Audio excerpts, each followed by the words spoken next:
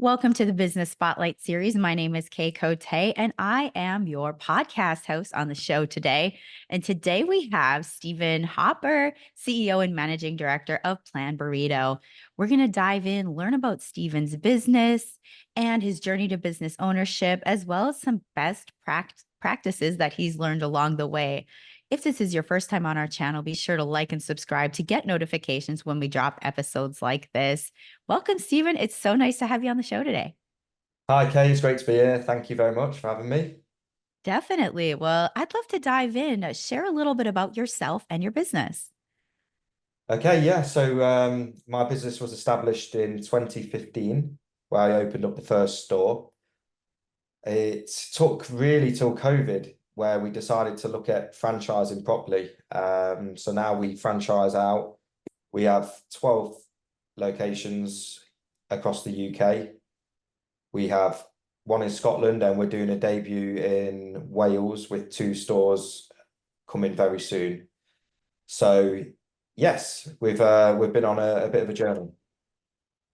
That's incredible. And it sounds like you built a lot in the last 4 years. So I'm really excited to dive in and learn more about your business. So what's your current role like? I know you're CEO, but what's your kind of like your role look like in the business?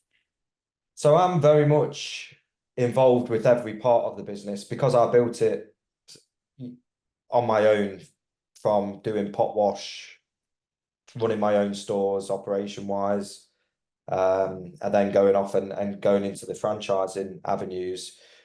I'm still very much active every single day. I'm working with marketing, I'm working with the ops guys, I'm working with the guys in the shops, the franchisees directly, where you kind of see most people at my part in the business taking a step back from that and putting people in them positions.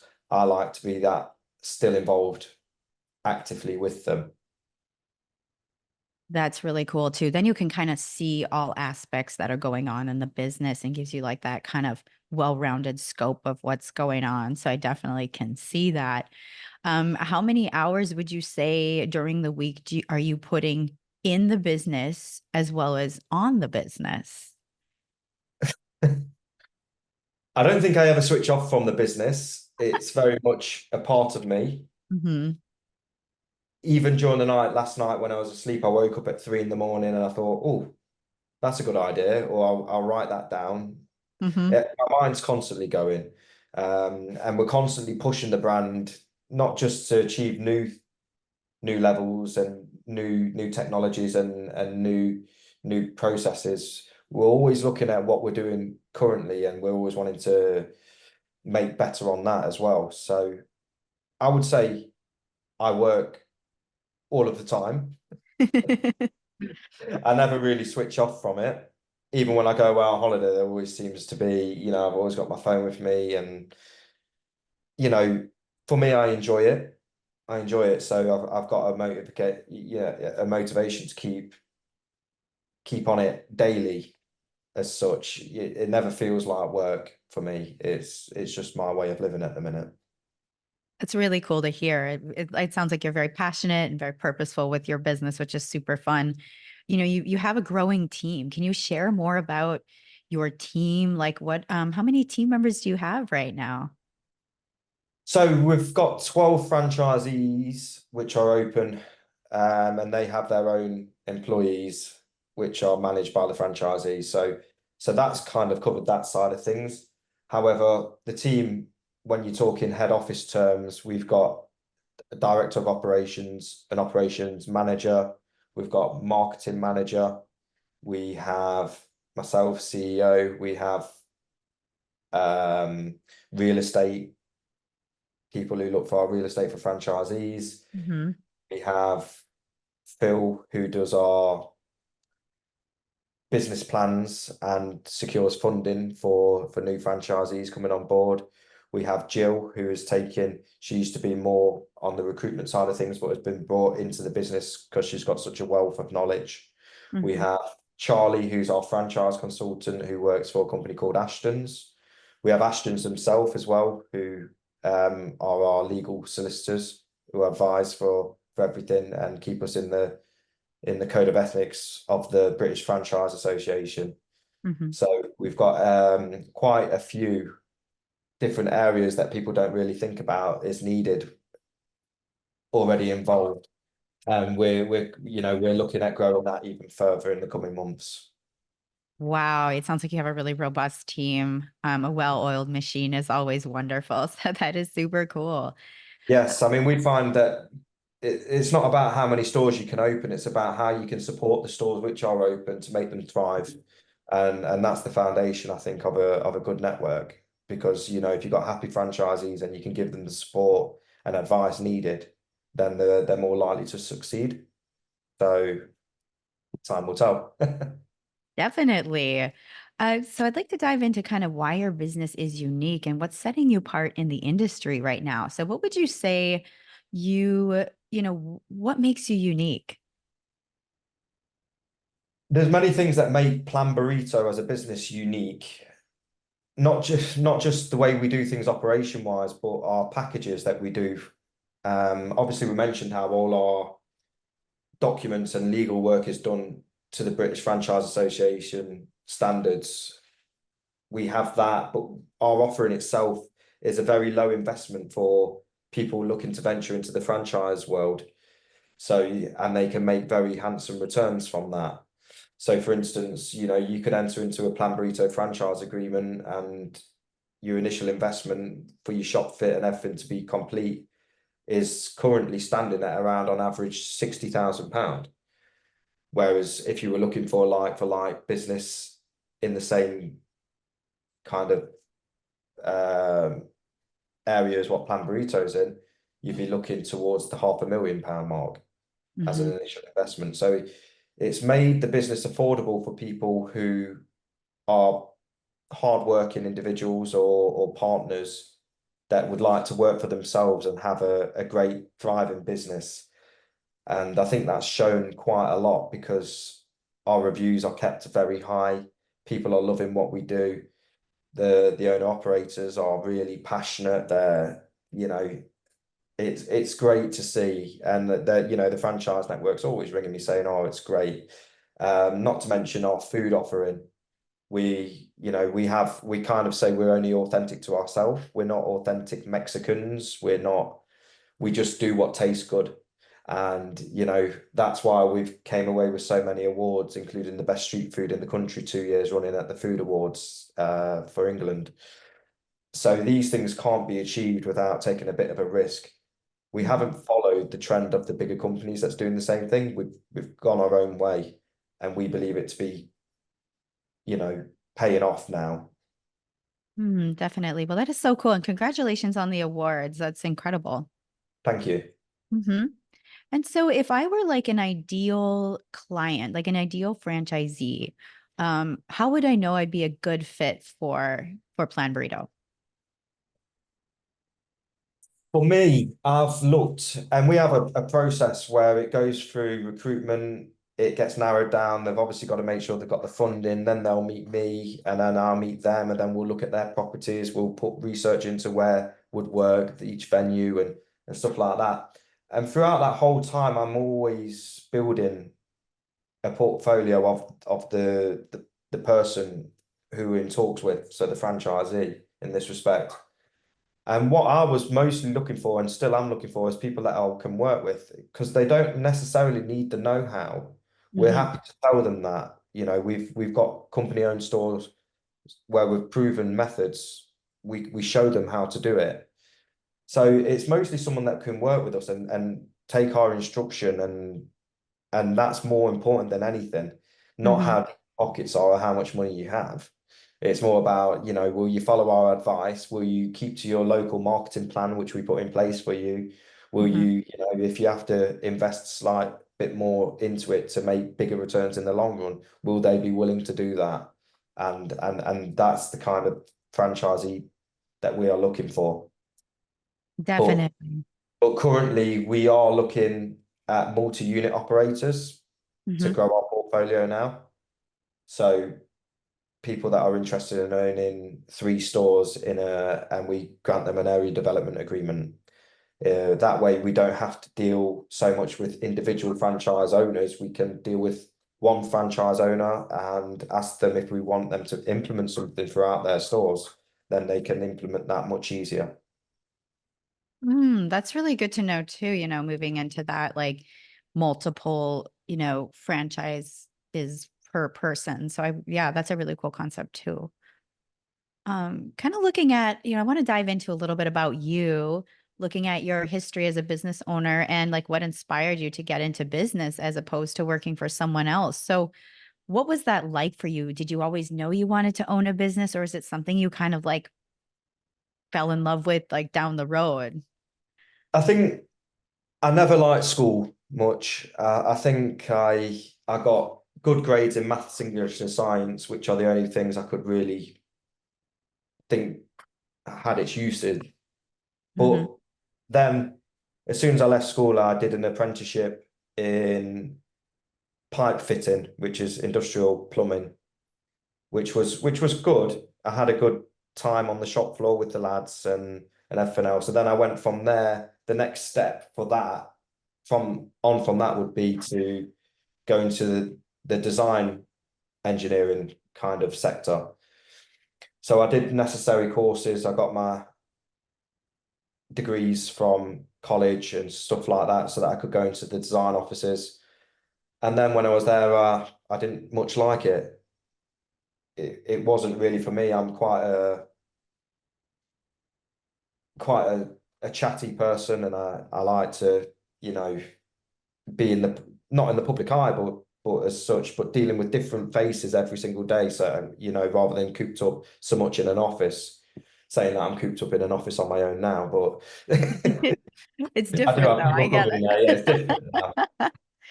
it. So yeah, I kind of I wasn't happy doing it. I fell into that because it's what my grades from school said I should go into, and not Hmm. because I enjoyed it, which I find a lot of people do. They'll finish school, they'll have the best grade in maths, so they'll think they've got to pursue a career in maths, but no one stops and say, do you enjoy maths? What are you going to do with that maths?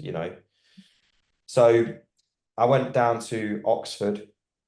My brother's a doctor at Oxford University. He was, and he had a business proposition from Oxford University to create a company as a spin-off from Oxford, and he wanted someone to celebrate. It didn't seem like many people in Oxford drink or anything like that, so he invited me down to go for some drinks. And at first he said, let's go for some food at a place called Mission Burrito. Hmm. I'd never had a burrito before this point. So I thought he was going to mention possibly KFC, McDonald's, Subway, the usual culprits on the high street, just to line your stomach before you go out and have a good drink. But he took me to Mission Burrito, and it was a steady flow of people going through there. It was customizable. You could make it how you want it. I'm quite a fussy eater, so I didn't like a lot of ingredients, but I didn't have to have them in my wrap. You know, it's wrapped in full really simply. It tasted beautiful. Really enjoyed it. The and you could see from everyone else going in there that this was the new thing because it was healthy, and you could hold it and walk down the street much easier than you could walk with a burger from McDonald's or a slice of pizza or fried chicken, which is greasy everywhere. Hmm. It was for me. It just I said this is what we need to do. We need to set up a business like this because it's going to work really well in the coming years, especially with people getting more health conscious and not wanting fried foods and as such day in and day out from takeaways. If you can have a healthy takeaway which tastes better than the unhealthy ones, it's a win-win. So I went back to my design office and I put a folder on my desktop called Plan Burrito. I didn't know what I wanted it to be called. I just had a plan to make a burrito brand. And I started talking to estate agents for property and solicitors for, the formation of a company and accountants. And every time they were asking me for information, I was sending this folder over and they were referring to the business as Plan Burrito, and I kept saying it's not Plan Burrito, it's it's. And then I thought, right, let me get a name for it, and I sat down and I thought Plan Burrito works. It really works. You can plan to eat, you can plan burrito, you can plan the ingredients that go into your burrito because you've got the choice of 16 different things, hot and cold mix. It just really worked. And then I thought to myself, hold on, if I've got plan burrito, I could have plan burger, plan pizza, I could have a food empire. But it seems to be that the burritos have really taken off, and it's taken up all my time today. So that's where we are now. That is the coolest story. I absolutely love that you put the folder on your computer that said Plan Burrito for the plan of it, and then it ended up being the name. So that's really cool. Yeah, I think like Walt Disney, he always said it started with a mouse. Well, with Plan Burrito, it started with a get drunk in Oxford, I think. That's got to be the best story that I've heard so far on this podcast. And actually, when I got back from Oxford, I wrote an email to the owners of Mission Burrito asking if they'd be interested in franchising, telling them how wonderful their food is, their offering, how street foody it was, the vibes, everything. Mhm. And they just didn't reply to me. So that's why I said, right, I'll just do it on my own. Hey, you tried at least. Yes, yeah. Well, very cool. That's such a fun story, which actually brings me into like the next question would be what do you see for Plan Burrito for the next 3 to 5 years? Wow. Well, we've just partnered with a company called Catesby. So they deal with Chopalula, GDK, Smoke and Bones, Mm-hmm. as well as Gordon Ramsay's estate for his restaurants, and brands such as Adidas, HSBC, Estee Lauder, some real big brands. And to get real estate in the real prime locations. We've proven that the brand works in the secondary locations and the small locations for people who have not had a huge investment level. It works really well, but we want to show the full potential of the brand by getting onto the primary locations, and that's the plan going forward.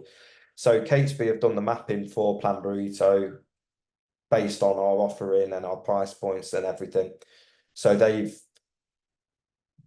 said 500 stores in the UK alone, but we are in talks for international expansion as well at the same time, and that's what they specialize in. So we will be looking to take international growth soon too.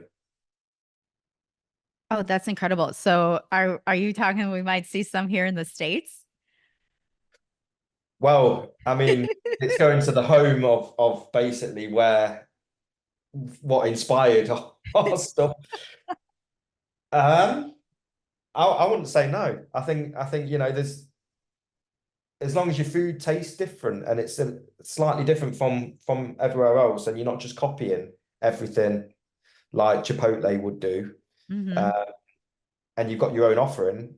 I mean, we have certain playlists, we have visuals in there, we have, Mm-hmm. we walls of eating challenges, and wall of fame and wall of shames and stuff. There's many things about the brand which makes it different, and I think people would appreciate that. So I mean, yeah, we could be the authentic English burrito in America.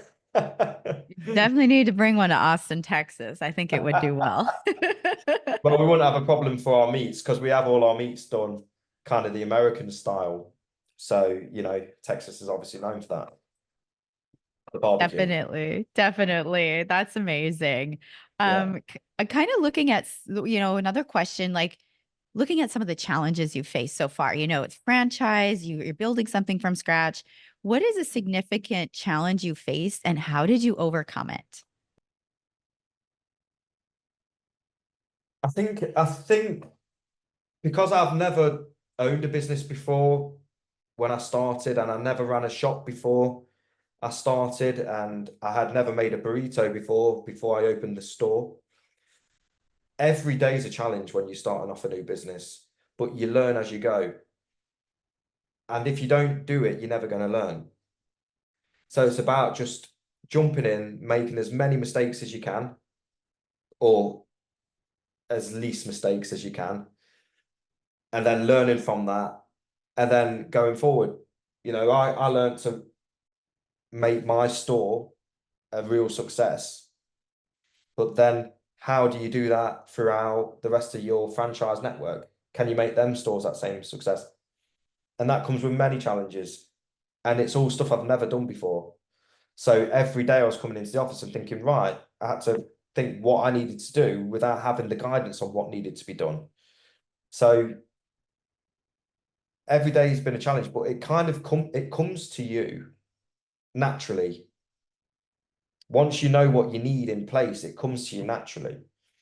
I would advise that anyone looking to do the same kind of thing would have a good franchise consultant where they can offer small bits of advice, which is what I've had in place. Mm-hmm. And then everything falls into place. I mean, don't get me wrong, there has been a lot of challenges and there's been a lot of setbacks and everything else like that, but we overcome them. Mm-hmm. And it just, I wouldn't say it gets easier. It comes with new challenges. Next year for me will probably be international expansion, and that will have its new challenges. And is it stuff I've done before? No. Mm-hmm. Am I going to learn how to do it well? Yes. Yeah, and that's it. So yeah, I think don't be afraid to just jump in and learn as you go, because not everyone's lucky enough to have a business mentor saying this is what you need to do and this is what you need to do. And if you do get a business mentor, their business is making money out of mentoring you. And are you happy about that? And actually, do they know better than you? You Mm-hmm. don't know if they know better than you unless you try it yourself. Wow, that is some strong advice. And I absolutely love that. This has been such a great conversation. And I'd like to dive into a few rapid fire questions to just like answer top of mind first thing that comes to mind. So the first question is, what is one piece of advice you would have for other business owners? It sounds a bit cliche because if you've ever watched The Founder, he keeps going on about persistence, but I watch that film whenever I'm feeling slightly deflated about things, or the stress levels have got up. I watch that film and it's so correct. And he always says persistence is key, persistence. And it Hmm. really is. If I had gave up on all the different things that came my way, there's no way I would have been franchising. Hmm. There's so many different challenges, and persistence was the only thing that got me through it. That's a really great advice. And what is a key to success for you? It depends what your view on success is. My view on success for me is to have time freedom so that I'm not working all my life to retire at an old age and die. Hmm. I want to be able to enjoy my life while I'm young, and that to me is invaluable. I think also, I don't need a lot. I don't want a lot. I don't need a mansion. I don't need really flash cars, although I do like cars. But I don't need the best of the best. I'd rather see that money go to charity, and I believe that what you give will come back to you in whatever way.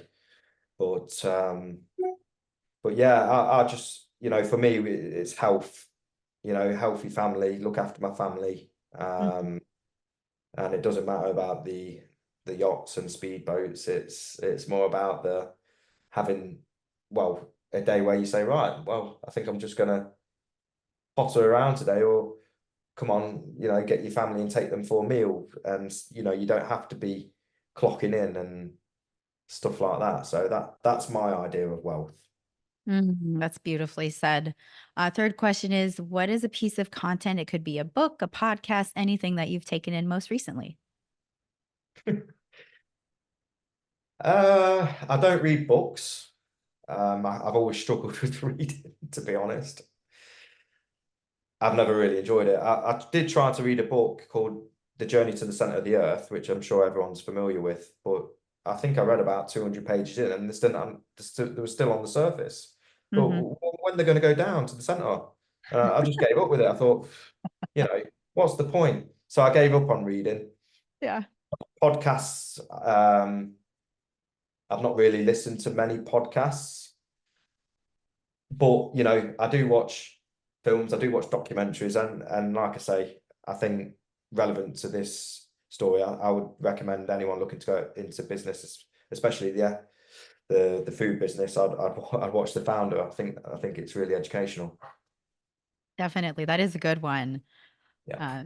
Final question out of the rapid fire is if you could wave a magic wand and change one aspect of your business for the better overnight, what would it be? VAT.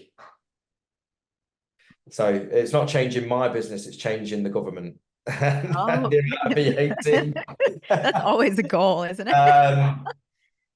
If there's anything I could change about my business directly,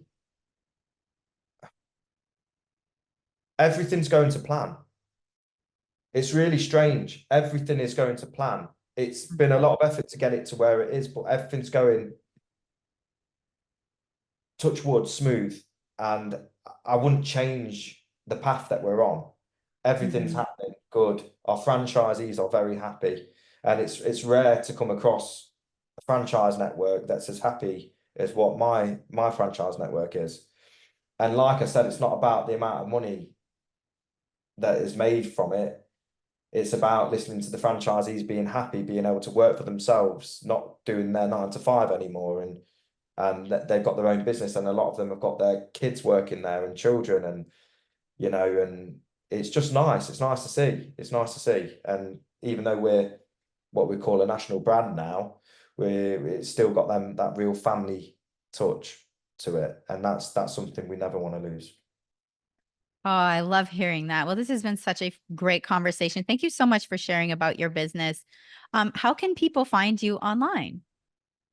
So they can find me on LinkedIn, Stephen Hopper, CEO, Plan Burrito. They can find our Plan Burrito pages on Facebook, Instagram. They can also find us through website, which is just planburrito.co.uk. And there's contact forms on there. Wonderful. Well, one more question for you for today. What is most inspiring to you today?